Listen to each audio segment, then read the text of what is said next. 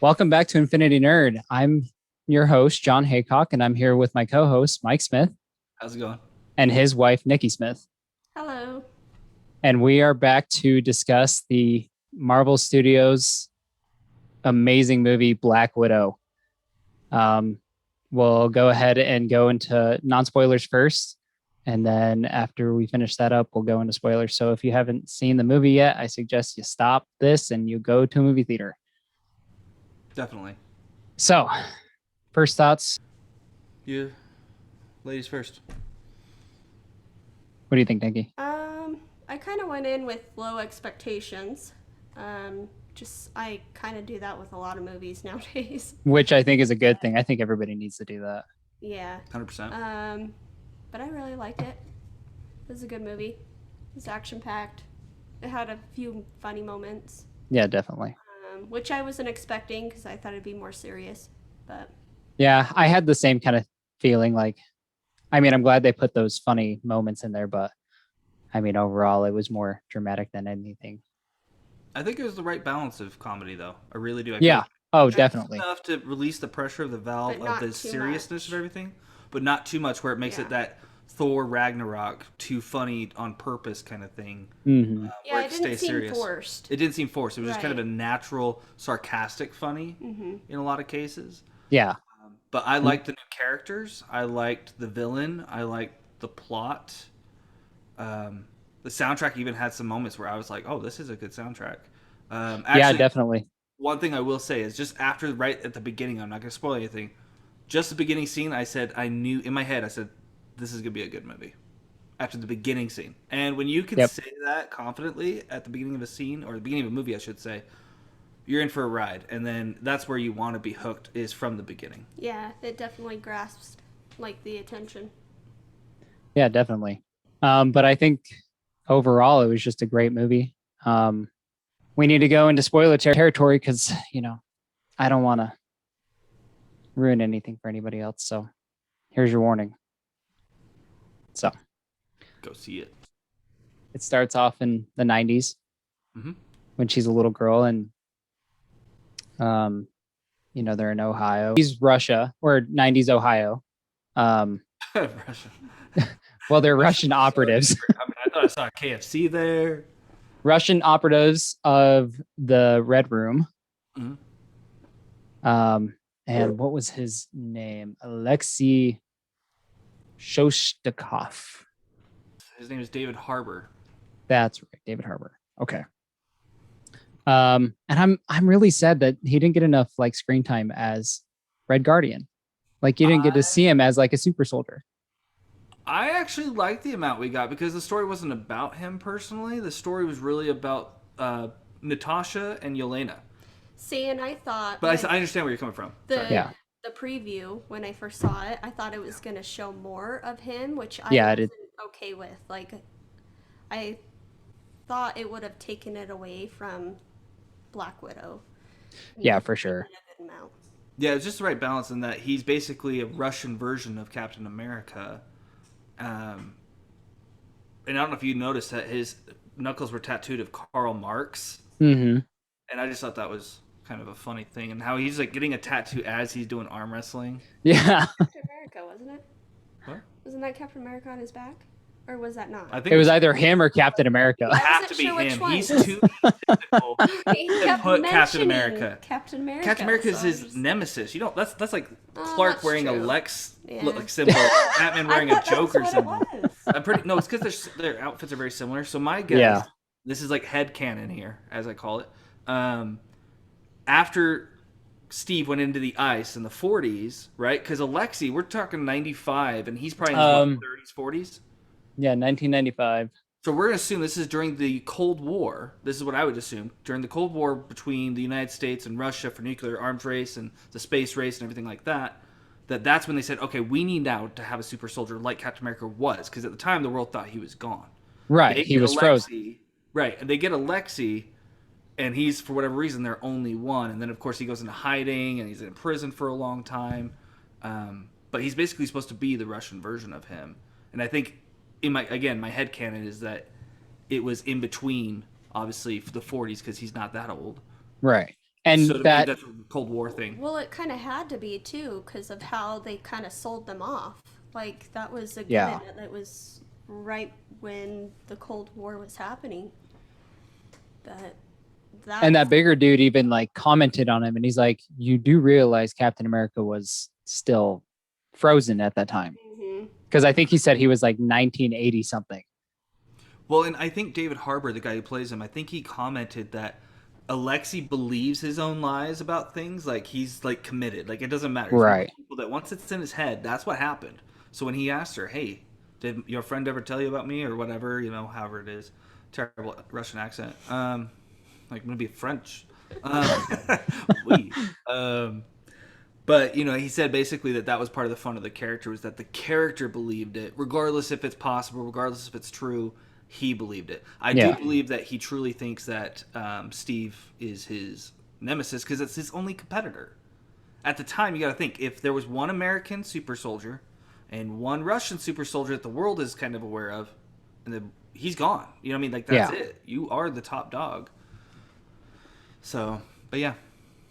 One thing I will point out that I expected to see more of and that we didn't, and this is, I think, I agree. In order to favor more of a richer story rather than a backstory that you already basically know, is her training and upbringing. Yes. Like the sisters, we never saw them actually separate. Like, you could come up with the facts. So she had the photo, right, of those two sisters from like the Polaroid stand or whatever. If there's 4 photos, she finds half of it. So it tells you in the headcanon that, hey, she must have had one, we had the other. When did they get separated? Why does she have a Russian accent and she doesn't? Because it didn't sound like she was that much older by the time. I mean, maybe it's because they were in Ohio for long enough that she had enough of a. We talked about this the other day. Yeah. One thing I will say too, and side note to Ohio, she was buried in Ohio because post credit scenes when she's like, "I'm allergic to the Midwest," and I thought that was such a nice touch because Ohio is kind of her home in her heart. Well, did you notice where she was buried though? No. She was buried underneath that tree. Where the firefly. bugs. Yeah. I don't know if it's the exact same tree. Dreykov said, because that's where he said he buried her mother after he killed her. Oh. I was actually expecting to see an unknown grave. See, that's what I thought, but then I saw Natasha Romanoff. They should have shown unknown and then Natasha Romanoff. Right, that would have been. But if you think about it, the only person who knew about the unknown was her. Oh, that's we don't know if she shared that, to be fair. And she kind of found out a little late too. Not too late in the game, but but who's gonna be like, "Hey, so you want to know a weird story about my mom?" So she's dead, but like, it just is unknown. Well, the conversation could have been brought back up after a while because she did ask about her parents. Right. So. But there were some really cool things in this movie that I really liked. We got to see a little bit of the Budapest thing. I love that she was calling it wrong and they corrected that, because that's like a thing that always drove me nuts in the film. I know, when she said Budapest in Avengers. So I don't know if you remember that. So her and Hawkeye are fighting on the grounds of New York, right? And this is for anyone who hasn't seen the movie in a while. And she's shooting, over the car, and he's just doing arrows. Just like, this is all like Budapest all over again. He goes, "You and I remember Budapest very differently because it's pronounced Budapest, not Budapest." And so that's why that joke was kind of in the movie. I'm really glad that they did that though, because I did too. I thought it was a nice thing. It drove me up the wall. But that was nice. This is one of the few kind of Easter eggs that they tied into from the past, as well as Dreykov's daughter. We got to see how that played out. We got to see what was the hotel. No, I was thinking the hospital fire, but that's not what that was. But we got to see Dreykov's daughter. And with that being tied to, because she said doing that, killing Dreykov was her basically initiation into S.H.I.E.L.D. Yeah. So. Oh. Well, I wanted to mention too. I was about to think of that. This is what she caught, not me. So at the very beginning, where it was showing them running from the police and they're trying to get away on the plane, on the side of the vehicle it said S.H.I.E.L.D. It's the S.H.I.E.L.D. cars, yeah. Which is a mistake. I noticed that too. Because we don't know them being called S.H.I.E.L.D. by that acronym until Iron Man. The same mistake happened in Captain Marvel all throughout the film. Because remember in Iron Man 1... Well, here's the thing. Maybe it was spelled out S.H.I.E.L.D. Maybe they just didn't call it S.H.I.E.L.D. No, they called it... Well, I don't know, because I think I remember seeing a period after each... Like, it was It was like an acronym. Yeah, acronym. But I think it was like a S and then. It's a mini mistake, especially in a movie where it's just barely in there. But I would have to watch it again. I don't remember. In Captain Marvel, it drives me nuts. Yeah, they definitely did to me, it seems very obvious that they didn't clarify that their name is going to be S.H.I.E.L.D. until 2008 Iron Man. But I just thought it was kind of a nice little touch, just because she's running from them, doesn't even realize that she's actually one of them later. Like, I thought it was. I thought the same thing. Yeah. Like, it's just kind of an ironic moment where it's like you're running away from these people now, but eventually you're just going to become one of them. Yeah. So I agree. That's kind of a nice touch to it. Let's just point out right away how amazing the music was. It was really good. Yeah. So the music was just absolutely amazing in this movie. I actually like right from the start. It was Hans Zimmer. John Williams? Yeah, it like sounded really similar. Who was it that did the music for this? Lauren Balfe. It had a really impressive cast. Yeah. Both of really big names and smaller names that I'm not personally familiar with. So, the girl who plays Yavanna, Florence Pugh. Yeah, I thought Florence Pugh, if that's how you say it. Oh, it's Pugh. I actually didn't think I was going to like her. I thought she was going to be a very two-dimensional character that was just meant to be as a stand-in for our future Black Widow. And she had her own personality. Her lines were the best. The best? Oh, yeah. Her best. That was funny. Or how she's like, the thing you do when you land, you're a poser. And it's like, you called an Avenger and then she a poser. she does it herself, and she's like, such a poser. Just walks off. Yeah. So I actually really liked the character. Yeah, me too.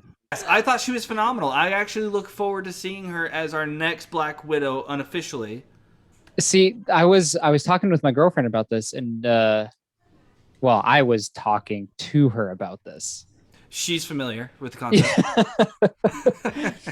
But I was talking about how they're setting up for Phase 4, obviously, which is going to set up the new Avengers.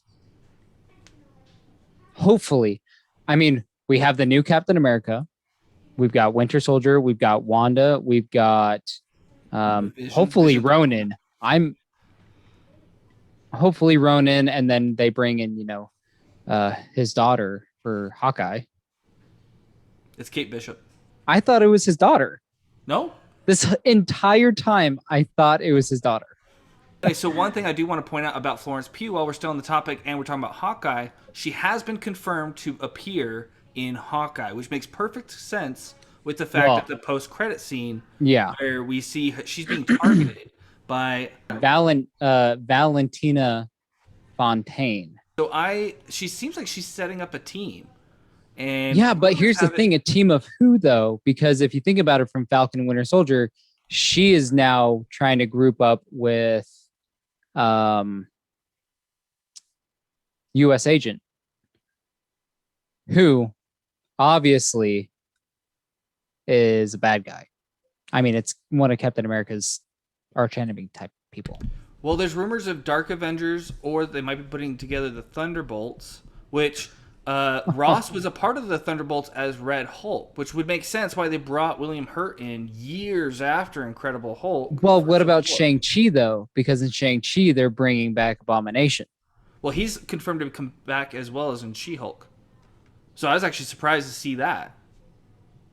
Why are they keeping him alive? I kind of figured they would have, beat him, and then that was it of him. I don't know. But that's just what they decided. Maybe because they wanted to give a Hulk a threat, and something will happen where Mark Ruffalo's character can't fight the Abomination. So with him being in the She-Hulk series, I don't know at what level. Maybe he leaves, he can't get back in town in time. She has to turn into She-Hulk and fight the Abomination. Maybe the Abomination kills Bruce this time. I mean, there's a lot of different possibilities. Yeah, it seems like they're replacing everyone. Yeah, everyone's getting replaced, basically. We have Captain America as Sam Wilson. Yeah. We have Yelena Romanov as the Black Widow. We have... They're making an Ironheart series for... Which I think is going to be replacing Iron Man / Spider-Man, if you go off of Far From Home, is kind of his Robin to Batman. Right. Hulk is getting She-Hulk. Hawkeye's getting Kate Bishop. Yeah. Thor's getting She-Thor with Natalie Portman. Natalie Portman. Everyone is getting replaced, which I'm fine with. I want all the old Avengers to eventually be gone. Like, let the new Avengers live. And I've been saying this for years, even before Infinity War. And it would be cool. It would be cool to see Sam Wilson lead as the new Captain America. What? Why are you shaking your head? It really just depends on how they play it, to be honest. I have no problem with Sam. I think he's a great Captain America. No, he's a great Captain America. I mean, he's even got the speeches down, man. That is the vital thing about being a Captain America. You got to get those speeches down. But what I think is when they finally get rid of all the original Avengers, how strong the franchise stands still will be the true test of the Marvel Cinematic Universe. And so far with Phase 4, if you count, starting with WandaVision, it's hitting some home runs. I think Disney Plus has really added a whole different element at just the right time for the Marvel Cinematic Universe. Yeah, definitely. As well as with COVID kind of happening, slowing things down a little bit. Because now they have time to really develop these characters on a whole different level than we've seen before with the TV shows. I mean, look at Loki, how much of a transition we've had in even just 2 episodes. The first 2 episodes, he's a whole different character, and it makes sense. But he's, speaking of Loki, if you haven't seen the last episode, quick spoilers, we see a bunch of different Lokis. He's not that Loki anymore that all these other Loki guys basically are. He's no longer that traitorous guy. He's actually got honor now. Like, I almost think he is almost worthy of Mjolnir at this point. When I don't remember what scene it was, but then Yelena was like, "Are you going to make some big speech or something?" And the first thing I thought of was, "No, that's Captain America's thing." Actually, I don't know, because Natasha has had some good speeches in the past, specifically in The Winter Soldier. She had the speech against the U.S. Senate or whatever, and then she had the speech. Oh yeah. It's like that was probably her best speech. Back together too. She was the one who brought kind of everyone back together. So it actually ties back in. I didn't even think about this. How she kind of was the new leader of the Avengers by the time Endgame rolled around. I'm talking about post snap. Right. She kind of was the de facto leader. And it actually makes sense now with at the end of the film. She's like, I'm going to see if I can get that team back together. And so maybe, she really was the one who brought them back together. It sounds like she actually went to help Steve actually rescue them off of the raft, though, which was kind of a cool thought. Well, yeah, if you think about it, the first time you ever see Captain America is with Sam and Natasha in Infinity War. That is, which is next after Black Widow. Yeah, I thought it fit in perfectly. I do want to say one complaint that I've had since they announced this film, which they announced...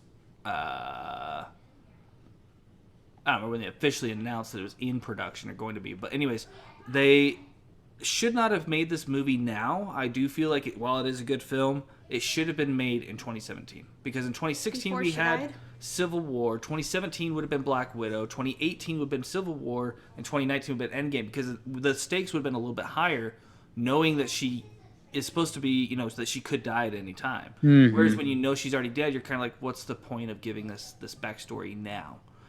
Yes, it's to set up Yelena as a character. Again, I still enjoyed the film. I kind of like that they did that at the very end, where they actually played her death into it. Because, I mean, when she started brushing that stuff away, I felt the same feelings I did when Natasha died in Endgame. Oh, same. When they showed her actual gravestone. I was like, oh, that actually hit me. Exactly. So we're not as soulless as you, Mike. But I really think that the setting of the time period being exactly when she goes on the run, and it leads directly how she kind of interacts with Captain America, headcanon style, was great. That there was the Sokovia Accords. I like that she was a fugitive. We kind of see when she's all alone. What does she do? She went into a cabin, or not a cabin, a trailer. Trailer. Yeah, thank you. We see who she actually calls on to rely on for help, which I thought was really interesting that they introduced this character. What was his name? Mason. Because I had no idea who the hell he was. He might have to come back, because there's no way that they would introduce a new character without bringing him back in somehow. Well, I don't know. He's just kind of I don't know. Maybe he's like a Ned to a Spider-Man. But he was like a main character for her, though. Right. You know what I mean? It wasn't like just some random person. For her, it was personal. Yeah, and one thing I also got to say I really liked was the fact that the mom and dad did not die. I actually expected that going in. When you see the trailer, no, we fight as a family, which actually wasn't even a scene until after the climax of the film. So I thought it was kind of funny that they put that in the Yeah. trailers, almost like it's before this big battle, and then it wasn't, which was fine. It set up stakes a little bit, but I truly thought, because it takes place before, that Red Guardian and the older Black Widow would die, but the sister would live, and then of course Scarlet is her character's dead. Yeah. So it would just be her. But I like the fact they kept the characters alive, including Mason, the character we're kind of like. I thought he was gonna be Taskmaster, which I thought would be really cheesy, because he was the one guy who knew where she was and I thought the same. attacked her on the bridge. I like it because that means that if they do anything with Black Widow, which I don't really want them to right now, I like that she could be kind of in between shows, like a supporting character. Right. Yeah.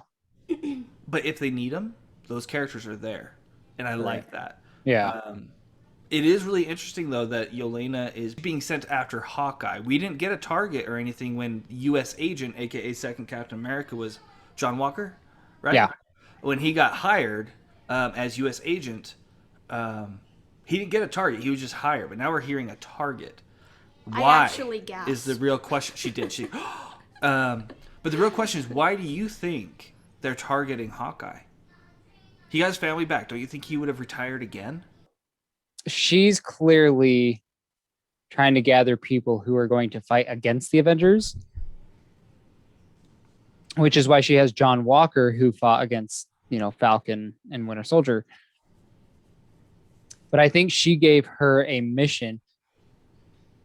Well, here's the thing also. I think John Walker was after Yelena, because Yelena, she went to go visit Natasha's grave, and then she came up and said, I have another mission for you. So clearly she's done stuff for her in the past. Another. Yeah, I do think that she finished her mission of waking up all the Black Widows, because you got to think it's been X amount of years. We don't know that she's been blipped. I'm assuming she didn't get snapped. Yeah, that was my assumption too. That she didn't get snapped, that she basically helped rescue all the Black Widows. And so that's not a side movie, although it sounded like for a minute they could have done that. I'm glad they're not, because it's like that would have just felt like too much of a forced thing. But with I think success. Oh, sorry, go ahead. Sorry, I think she's just trying to get rid of the Avengers one person at a time. So she tried to get rid of Falcon and Winter Soldier. That didn't work out. So the government has their own Avengers? Or maybe the Dark Avengers? Yeah, that's what I was thinking. That's something I actually want to say, that it feels like there's two storylines that they're really building on right now. This other team they're building with her, Team Seinfeld, and then the multiverse with Loki and Universe of Madness, Multiverse of Madness, things like that. So it feels like they're building two distinct storylines to be really big, and they're doing Secret Invasion on top of that. Endgame, where it all came together at the end. Maybe it might be. So my thinking is they're gonna put Yelena into the new Hawkeye series, and maybe at the very end she's gonna be the big bad in that series, and maybe at the end something like Crossbones happens to him in Civil War, or not Civil War, but Winter Soldier, and he has the building collapse on him, and then he becomes Crossbones. One of the other questions that I really have is that, so here she's putting together a team. Who else should fill out that team? Again, Thaddeus Ross is a perfect example as Red Hulk, which I don't think we'll see until maybe after She-Hulk. Maybe the Abomination gets hurt and he uses his blood. Because they talked about another bypass surgery that he had in this movie. She said, isn't this your second or third bypass surgery? He's like, you don't worry about me, or something like that. Do you remember that at the beginning? Yeah. So I'm wondering if he's going to get sick, really bad, and they somehow he utilizes a super soldier serum as his last chance for survival, and it turns him to the Red Hulk. Yeah, so she was on the run. We got to see how she helped end her past, which kind of really brought a lot of red out of her ledger, which they mentioned Red Ledger. They mentioned some of the things that happened in Budapest with her and Barton. And then, of course, with Dreykov's daughter being Taskmaster, which was a great twist. I thought the movie overall was really well done. When I saw the trailer, I saw they were like flying through the sky and stuff. I'm like, okay, this looks like it's gonna be over the top, but it actually fits with the story just fine, I think. I wasn't sure I was gonna like it, to be honest. My sister and I were both thinking that it was gonna be a Wonder Woman 84 situation. Yeah, I know, another punch to the gut. So my sister and I both kind of had that impression that this was going to be one of those like really over the top cheesy movies, maybe too much CGI. And I felt it was really grounded. It was really dark. It was very serious. Mm-hmm. I've actually seen some people posting not to take your kids to this, and I think it's mainly because, and this is something you mentioned when we left the theater, that the intro credits, which is unique, a little dark, unique for Marvel. They don't really do that anymore. No, they don't. But they showed kind of a small synopsis of her training, and it was really dark.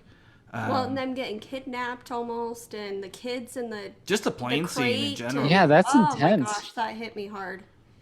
Yeah. It just reminded me so much of like sex trafficking. It's all she would talk about, sex trafficking. She's like, this is real. And I'm like, Black Widows are real. And she goes, sex trafficking. I'm like, this doesn't say anything about sex trafficking. Hey, I thought the same thing, but then my mind went to what if Black Widows are real? What if they're super soldiers and we don't know about it? I honestly would not be surprised if there was some form. But overall, it's really, I like that she helped put an end to her past and set her sister on a better path. Yeah. And I really like that they actually incorporated something that she wore in a film that was made 2 years ago. That was a nice touch. Yeah. The jacket. Yeah. So I was really happy to see that. And actually, because I've seen a lot of movies where they make one movie and then they make another and they're like, oh yeah, they have this thing, but you don't get to see it in the movie before. That's what I was referring to. She's asking what you're talking about, like what outfit? What outfit? Because I was thinking the white one. The jacket. Oh, okay. Oh, okay. That is cool. I didn't even catch that. I just so the vest that too. The vest that her sister wears throughout the entire movie and then gives to her at the very end, Natasha wears in Endgame.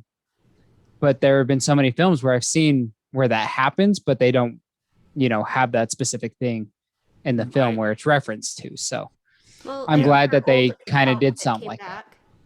Yeah, her old outfit came back, and then she had a white outfit, which I thought was going to be her main outfit throughout the whole film, but I like that she went with her, like, more classic black. Wasn't that in one of the other movies, though? A white outfit? One. I could have sworn the last white outfit that they wore was the time jumpsuit.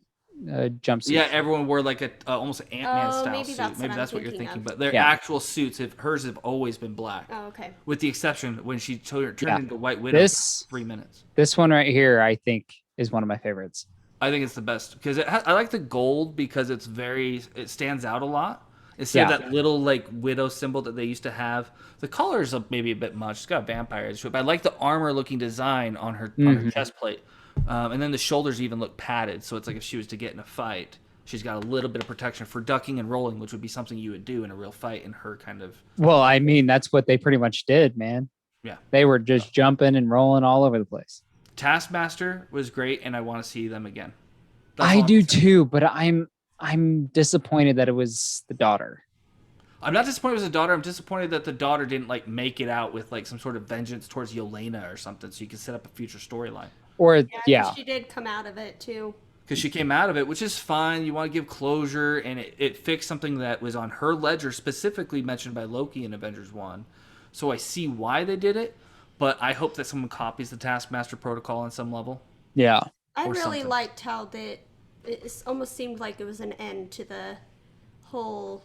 Natasha character? Yeah, no, not with her, with all of them being mind controlled and forced to fight these battles they didn't want. She wasn't even mind controlled. That was like the next gen. Yeah. Including her sister. So awful, them coming out of it and not even realizing what they were even doing. Well, I think they mentioned it, that it feels like someone is controlling your body. You're not sure if it's real or not. Like it feels like a dream or something to that effect. Almost like a hallucination. And so I thought the movie overall was great. As far as scores go, if I had to place it, I would comfortably place it at a 7.5 personally. I don't think it was great, but I think it was good. It was really great to be back in the theaters again. I know that it made at least $60 million just on Disney Plus alone. Full too. And it was a full theater. It was packed. Yeah. I haven't seen that in a long time. I haven't seen that in forever. This actually, I think, is the highest grossing film of the year now. But what would you guys rate the film? Like, I would give it 7.5. I'd probably say 7.5 as well. Yeah, I was going to go about 8. 8? Just because I really like the music. Yeah, I can see the music is a very essential part to me. It is. I fully agree because, like, I listen to soundtracks. I have more soundtracks on my phone, Nikki can attest to this, than I do actual songs. Really I'm the same way. Today alone, I probably listened to a couple Halo soundtracks at work. I listened to a little bit of a Halo audiobook, and then I listened to Man of Steel soundtrack. Ooh, that's because a good one. It takes you there. Yeah. It puts you there. Like, when I listen to a certain Halo soundtrack or song, it takes me to this field of ice, and I've got rocket launchers, and there's this. See, that's why I love... It just makes you fly in your mind. Depends on what I'm doing. Right. That's why I love, like, Hans Zimmer and John Williams. Like, they just know how to put that setting with music, you know. My only thing against Hans Zimmer is that it feels like he reuses a lot, but at the same time, the stuff he does reuse is fantastic. Yeah, and so absolutely. You listen to a soundtrack, that's what you're actually listening to it for, is those reused parts anyways, so it's not a big deal. But I mean, Alan Silvestri does the same thing, like with Captain America and Winter Soldier. He did Avengers. He did First Avenger, and he did the First Avengers and Infinity War and Endgame. I don't know if he did any more. Maybe it was Infinity War that I'm thinking of. That's kind of similar to. That's kind of similar to the first Captain America film. Right. Speaking of the Avengers theme, when they showed it when she went in the Quinjet at the very end to go save her friend Yeah, I thought that was such a nice touch. We both kind of looked at each other. It was like, ah. I said the same thing. Like, I was like, I love it when either, you know, movies or TV series puts in that little detail that you notice, like the Avengers theme, or you know, in like Star Wars Rebels or Clone Wars, they have that heroic moment and they play that Jedi theme song. Right. Yeah. So it's kind of cool to see that. So it would be very interesting to see how they respond, because it got good reviews. So I'm wondering if they're going to make a Black Widow sequel focused just on Florence Pugh's character, which would be great. I have no problems with Florence Pugh. I do, like I say, I want to see her more as a supporting character who kind of slinks in between the movies rather than being her own full-fledged movie. But yeah, I mean, I trust Marvel. They haven't made one bad movie yet. I thought this was going to be it, to be honest, if there was one. But overall, 7.5. I give it an 8. Okay, so 8. I think 7.5. I think they're going to tie into the new Avengers, in my opinion. I don't think they're going to go on the dark route. But I think they will build up a team of supervillains. Hopefully we'll get to see like Sinister Six and Spider-Man, but maybe we'll get to see maybe a version of the Dark Avengers or even the Thunderbolts. Something, yes. There's got to be a team that she's building. And I mean, because they're bringing back so many different people. I mean, even if it's a different movie, they're bringing those characters back. Like we got, you know, Clint Barton, Hawkeye. We got Abomination. Bruce Banner, Wong. Wong is in, Wong. But I mean, things like that. I mean, why would they bring those characters back if they weren't going to do some sort of big thing again, like they did with Endgame? Yeah, I mean, honestly, I trust Marvel. They've made, this is what, their 24th film?